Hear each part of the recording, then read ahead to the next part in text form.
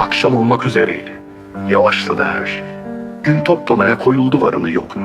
Ufuk çizgisinde bir attı belirdi. Yaklaştı bir umut gibi. Dört ayak ritmini tekrarladı. Terk edilmiş evlerin duvarlarında. Sırt dönülmüş ibadetgahın kubbesinde.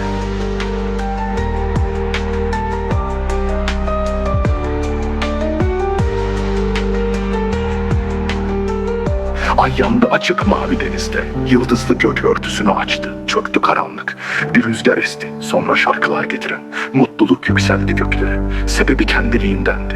Daha da coşkun söylendi şarkılar. Sebebini yine bilemediler. İnsan dediler bilenleri. Böylece yaşar ömrü.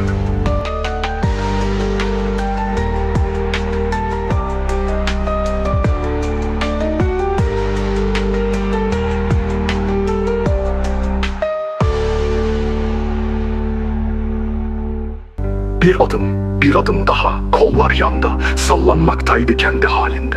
Bir esinti geldi, sadece üzerine dökülen bildi. Bir adım daha, sarsıldı acı ve ıstırap ile. Yetiş serinliğime dedi, soğuk bir ürperti izledi serinliği. Bir adım daha, zihne dönmedi, kalbinde de büyük bir çarpıntı olmadı. Bir adım dahası yoktu.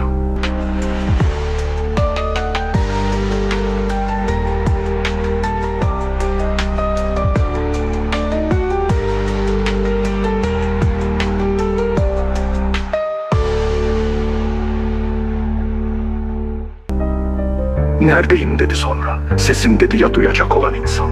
Yoktu kelimeleri duyan yoktu. Susuzluğunu dindirmek için yerinde duramayan bir sürüngenin çöllerde yersiz yönsüz dolanması gibi bir hal vardı üzerinde. Her dilde zulüm vardı. Zulümde insan yoktur. İnsanlıktan çıkar birileri. İnsanlıktan çıkarır.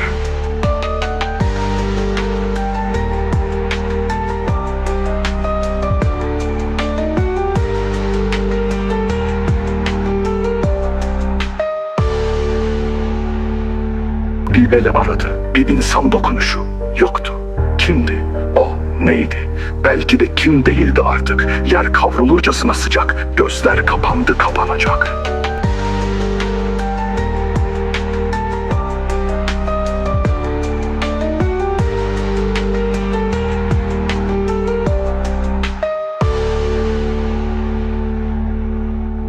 Dağ başlarının esintilerine kapıldı yüreği. Yelde dönüyordu yürekte. Bulutlar indi dağların başına.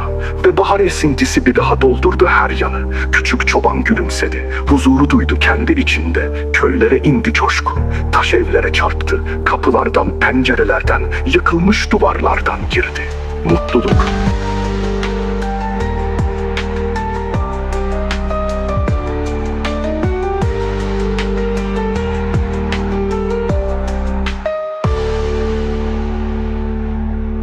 Yola düştü tıka basa dolu otobüs. Kamyon kasalarında topraktan yüzleriyle. Mevsimlik işçi kızları. Gülüşlerini gölgeleyen gözlerdeki umutsuzluğa dudaklardaki bir ihtimal daha vardır belki de. Kıpırtısı eklenip duruyordu.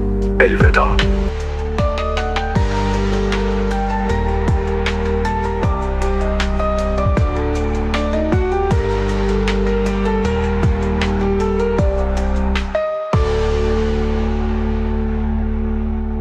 Tren hızla geçiyordu.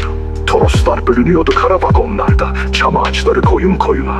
Bir buz sabahında sis işgalindeydi sıra dağların her girintisi. Kara bulutlar kuşatmıştı bütün göğü. Şehrin bütün caddelerine yağmurlar düşüyordu duraksız. Islak ve kara bir dirilme.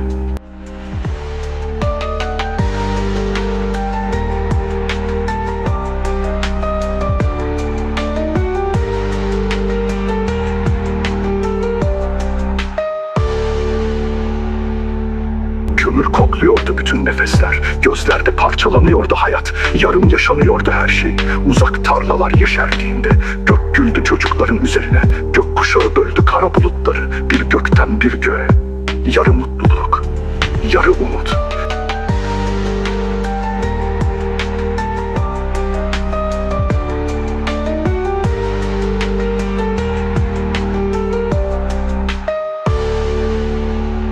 Sıcak sis nefesinde bir kadın, gözüktü bir dört yol ağzında. Dudağında hüzün, yüzünde acı, bakışı elbiseleri gibi kara. Gözleri kocaman, ıslak, saçlarının arkasına saklanmış. Dört yanda korkular doğurdu. Sahipsiz çocuklar doluştu caddelere. Kaos ve kesintisiz gelecek.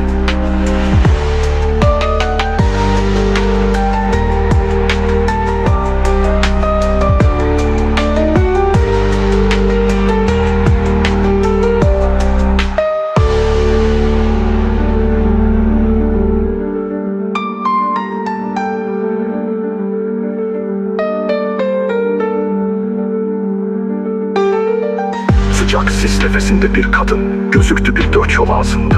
Dudağında hüzün, yüzünde acı, bakışı elbiseleri gibi kara. Gözleri kocaman, ıslak, saçlarının arkasına saklanmış. Dört yanda korkular doğurdu. Sahipsiz çocuklar doluştu caddelere. Kaos ve kesintisiz gelecek.